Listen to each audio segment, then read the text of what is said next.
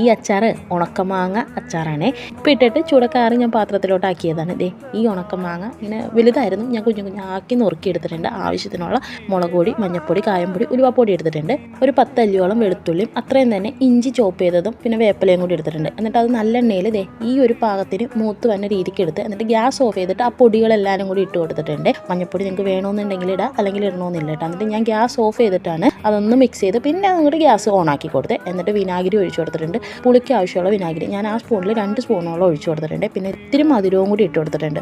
വേറെ നല്ലൊരു ബാലൻസിന് വേണ്ടി ഒരു 2-1.5 സ്പൂണോളം മധുരവും കൂടി ഇട്ട് കൊടുത്തിട്ടുണ്ട്. എന്നിട്ട് അതും കൂടി ഇട്ട് കൊടുത്ത് ആ മാങ്ങയും കൂടി ഇട്ട് കൊടുത്തിട്ട് മിക്സ് ചെയ്ത് ഒരു 10 മിനിറ്റ് താഴെ ലോ ഫ്ലെയിമിലിട്ട് ഒന്ന് ചൂടാക്കി എടുത്തിട്ടുണ്ട് കേട്ടോ. കൈ എടുക്കാതെ ഇളക്കി കൊടുത്തിരിക്കുന്നുണ്ട്. ഇത് നല്ലോണം ഡ്രൈ ആയിട്ട് ഉണങ്ങിയ മാങ്ങയുണ്ടോ. ഇതെനിക്കൊരു ഫ്രണ്ട് തന്നതാണ്, അയാൾക്ക് ഇട്ട് കൊടുക്കണേണ്ട അച്ചാർ. ഇത് 2 തരത്തിൽ ഞാൻ ഇടും. അപ്പോൾ ഒരു തരം ഞാനിപ്പോൾ കാണിച്ചിട്ടുണ്ട്. ഇനി അടുത്തത് ഞാൻ വേറൊരു മാങ്ങ ഇപ്പോൾ ഉണക്കാൻ വെച്ചിട്ടുണ്ട്, അത് റെഡി ആവട്ടെ, അപ്പോൾ കാണിച്ചു തരാവേ. എല്ലാത്തിൻ്റെയും മെഷർമെൻറ്റ് ഞാൻ ഡിസ്ക്രിപ്ഷനിൽ ഇടാം കേട്ടോ.